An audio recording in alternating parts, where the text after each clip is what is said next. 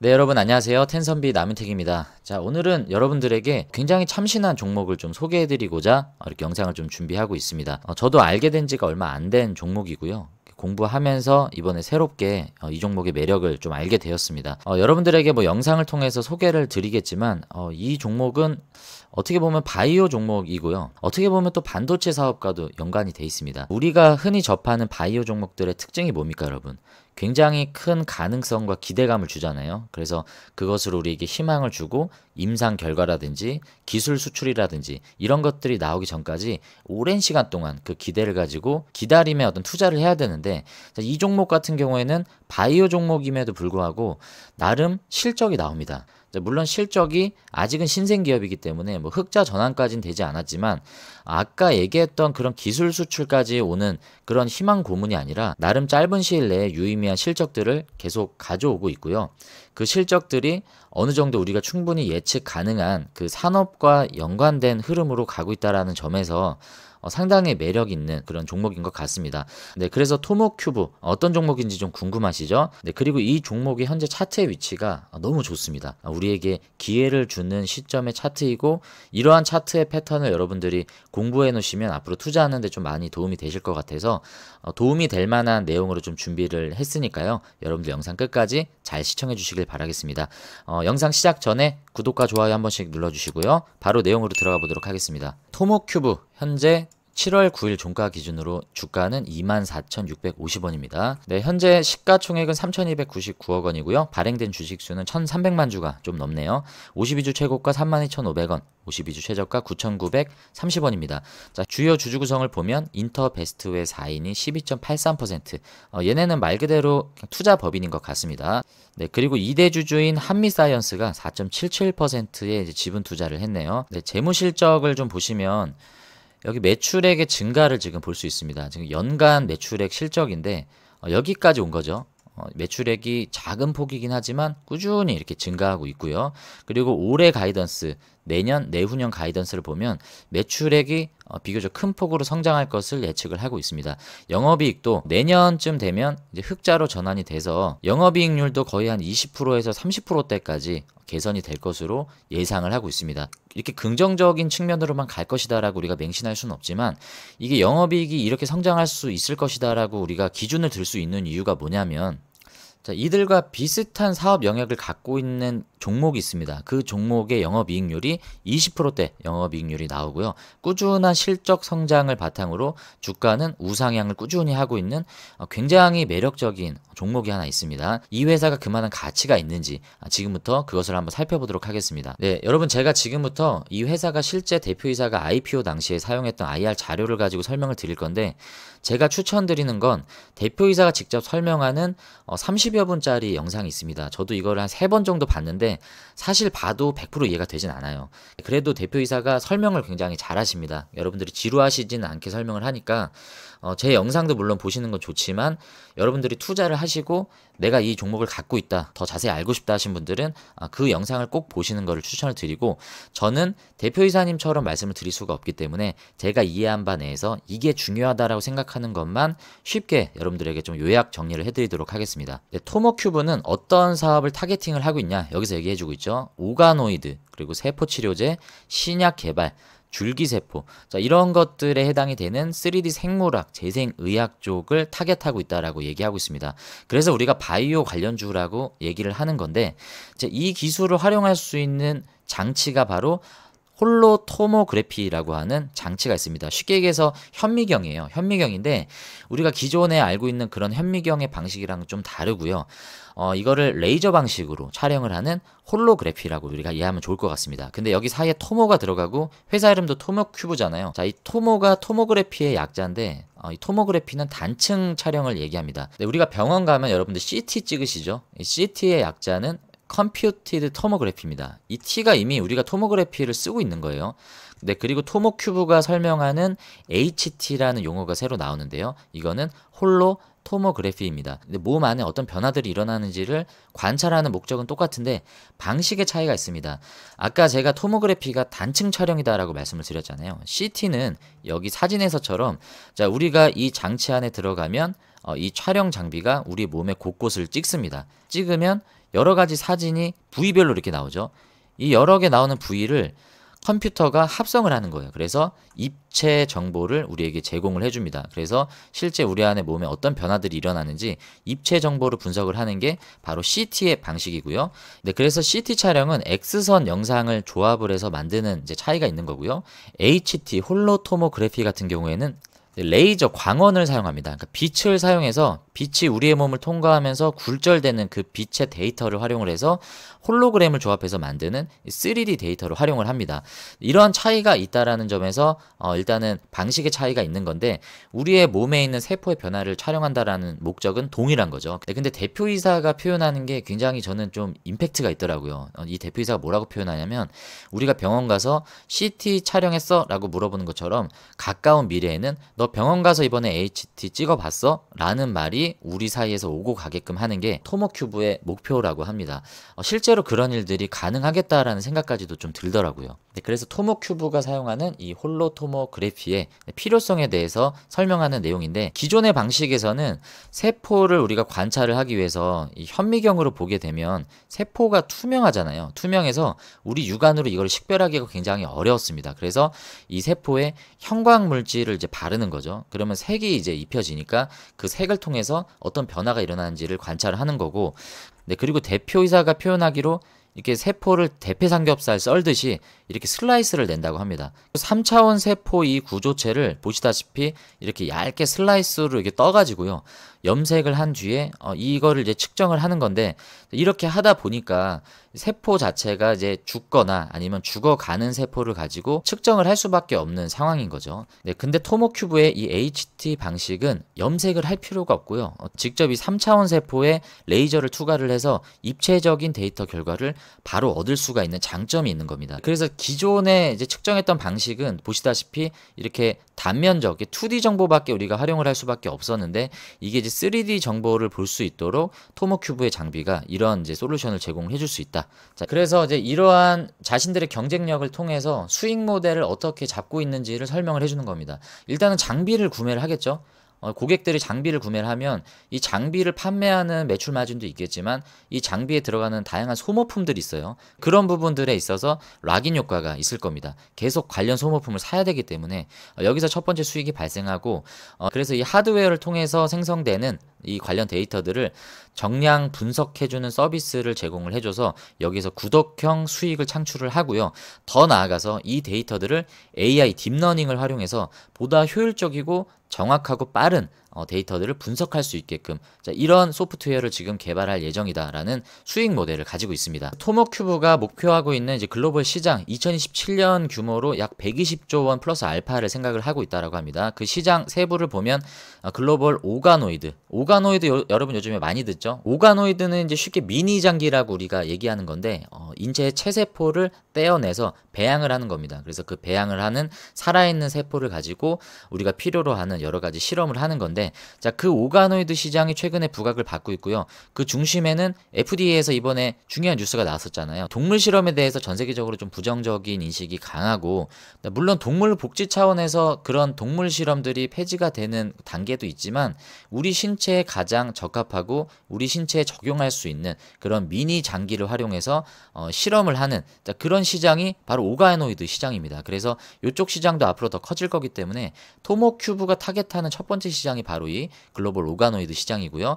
그리고 자연 수정이 어려우신 분들이 체외 수정을 통해서 여러 가지 치료를 받으시는데 이 체외 수정 시장도 규모가 상당히 크다고 합니다. 그래서 수정란의 착상 성공률을 높이기 위해서 이쪽 시장도 타겟을 하고 있고요. 그리고 글로벌 신약 후보 물질 개발하는 이쪽 시장도 타겟을 하고 있는 것을 확인할 수 있습니다. 그 시장에 대한 확장성을 이렇게 구체적으로 설명을 해주고 있는데 첫 번째 오가노이드는 글로벌 빅파마들이죠. 로슈, 노바티스, 아스트라제네카, 머크, 그리고 파이자 이런 글로벌 빅파마들도 이 오가노이드를 통해서 여러 가지 치료 물질, 후보 물질들을 계속 발굴해내는 그런 노력들을 하고 있다라는 내용입니다.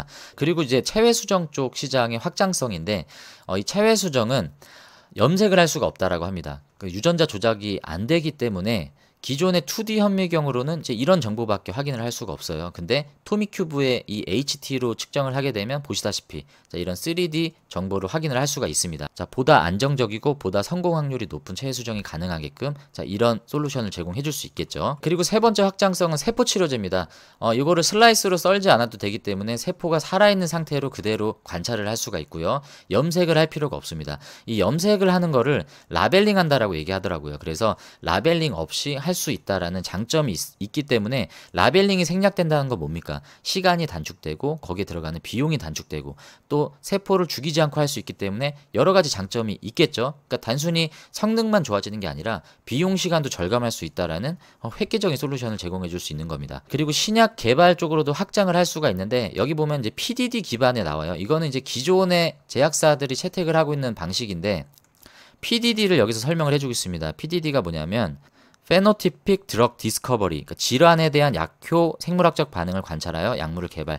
이게 말이 어려운데 좀 쉽게 설명을 드리자면 이렇게 세포가 있잖아요. 이 세포에다가 후보물질을 넣어보는 거예요. 그러면 이 세포가 살아있잖아요. 이 살아있는 세포가 뭐 꿈틀꿈틀 대면서 여러 가지 후보물질에 반응을 할 거 아닙니까? 그래서 여기에 나오는 반응을 보면서 데이터를 이제 결과치를 뽑아내는 건데 자, 이 방식이 바로 PDD 방식입니다. 자, 이런 방식을 통해서 사업을 하는 회사가 우리가 기존에 알아봤었던 미국의 바이오 회사 리커전이라는 회사가 있습니다. 리커전이 굉장히 많은 세포들에다가 각각의 후보물질을 이렇게 넣어보는 거예요. 그래서 각각의 반응들을 살펴보고 이 데이터들을 일종의 라이브러리화 시키는 겁니다. 그래서 이거를 플랫폼화 시켜서 여러 빅파마들이 필요한 자료를 제공을 해주면서 사업을 가져가는 수익 모델인데 자, 이 방식을 사용하다 보면 여기에서도 리커전도 마찬가지로 염색을 해야 된대요. 염색을 안 하면 관측이 불가하기 때문에 염색을 해야 되는데 문제는 뭐냐면 염색을 하게 되면 여기에서 나오는 A 반응, B 반응이 과연 이게 원래 이 후보물질을 넣어서 생기는 반응인지 아니면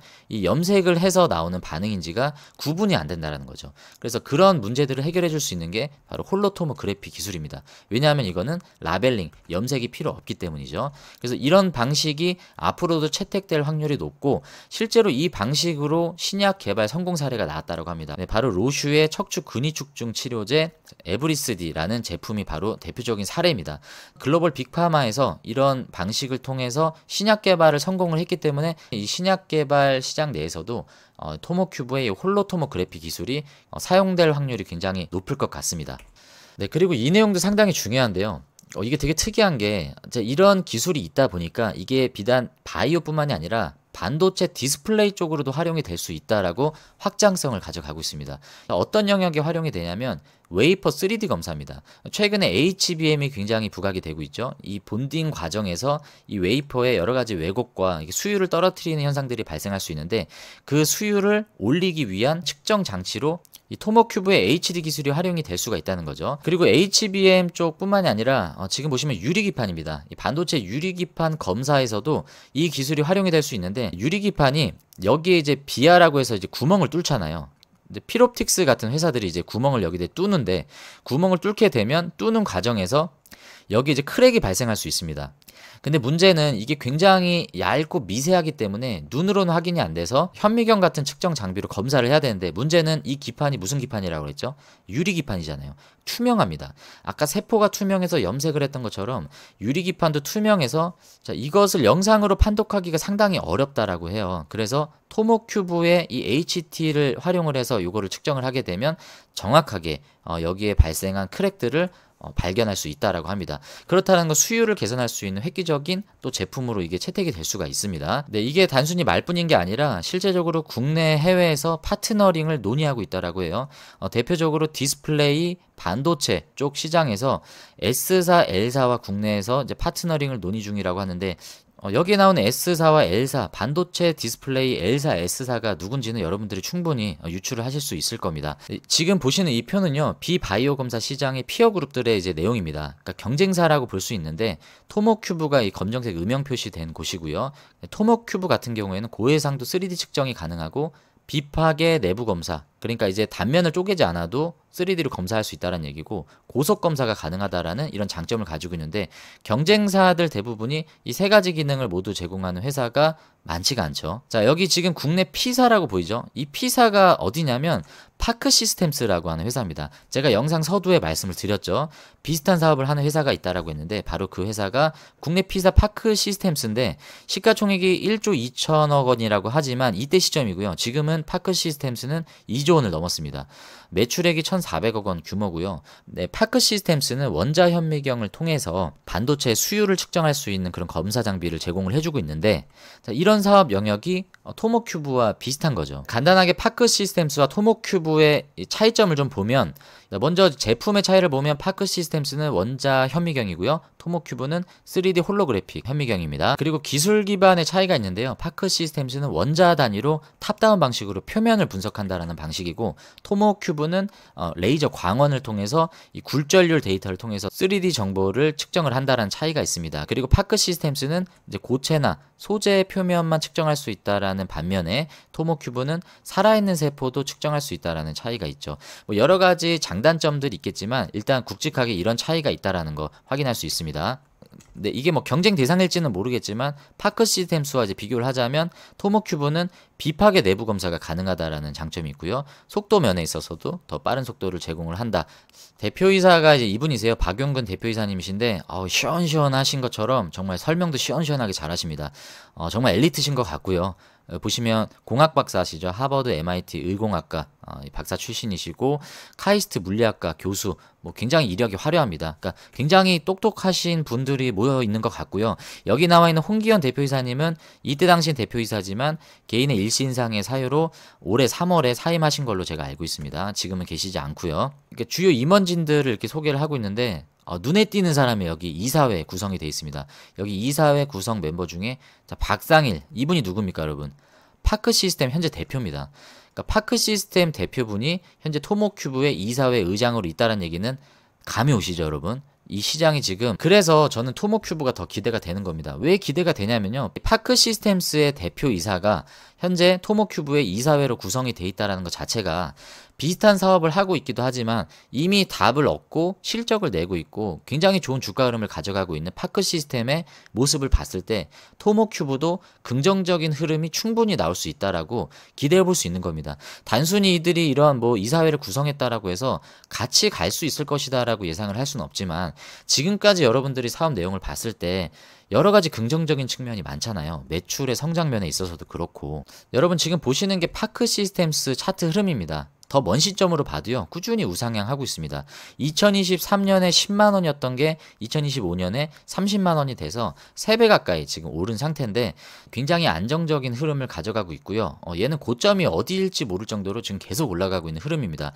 이 파크 시스템스가 하는 게 원자 현미경으로 광학 측정을 통해서 반도체 장비들의 수율을 증가시킬 수 있는 그런 솔루션을 제공을 해주는데 파크 시스템스 매출 증가 추이를 보십시오 여러분.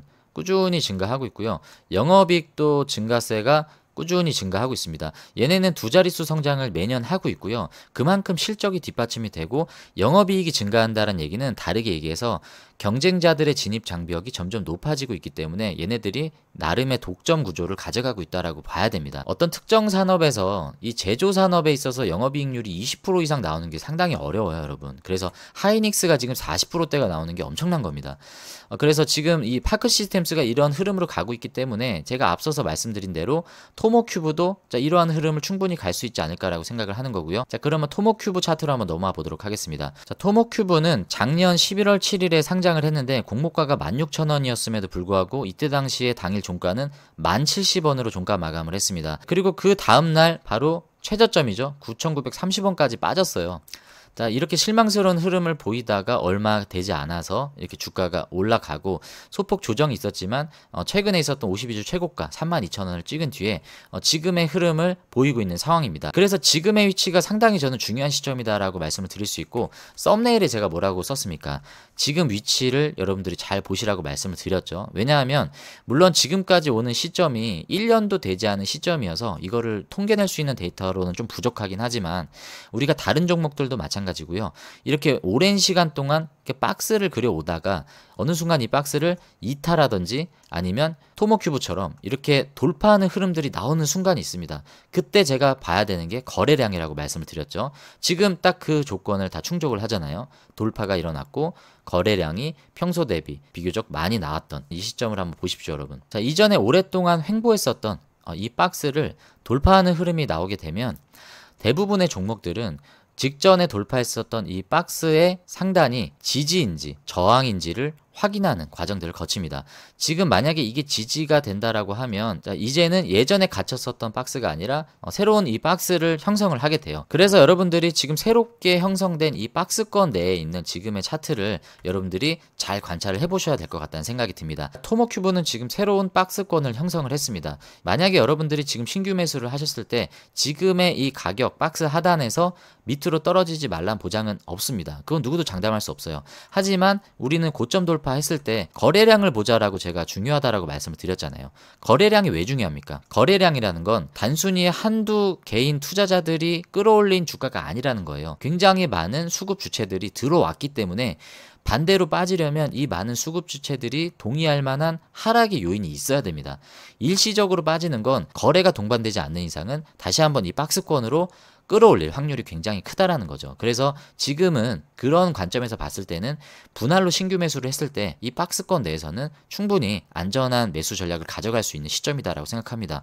그런 관점에서 일시적으로 빠지면 어떻습니까, 여러분? 오히려 더 좋은 기회가 될 수 있겠죠. 그래서 어느 정도는 여러분들이 리스크를 정해 놓으시고 나는 이 정도 선까지는 좀 매수할 수 있겠다. 나는 이 정도 선까지는 리스크 방어가 가능하다라고 생각하시는 여러분들만의 비중이 있으실 거 아닙니까? 자금 규모가 있을 거고 거기에 맞추셔서 대응을 하셔야지 뭐 지금 사면 무조건 안 빠지고 지금 사면 무조건 오른다. 이런 관점은 너무 위험한 발상입니다. 그건 누구도 맞출 수 없기 때문에 빠지더라도 나는 여기까지는 대응을 할 수 있다라는 관점에서 빠져서 대응을 했는데 이게 결론적으로 올라가면 빠지는 게 더 좋은 결과였잖아요. 그래서 여러분들이 그런 전략을 가지고 토모큐브 뿐만이 아니라 다른 종목도 대응을 하시면 좋을 것 같습니다. 자, 이런 차트 흐름들 여러분들 잘 보시면요. 앞으로 여러분들이 투자를 하실 때 보다 좀 합리적인 결정을 할 수 있는 좋은 참고 자료가 될 거다라고 생각을 합니다.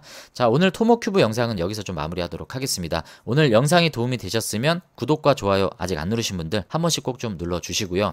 다음에 제가 토모큐브는 또 중요한 뉴스가 있을 때 한번 다뤄보도록 하겠습니다. 여러분들의 수익은 10배, 주식은 쉽게 되실 수 있도록 텐선비 나미택이 오늘도 여러분들과 함께하고 있습니다. 여러분들 오늘 영상 끝까지 시청해주셔서 감사하고요. 다음에 더 좋은 영상으로 인사드리도록 하겠습니다. 안녕히 계십시오.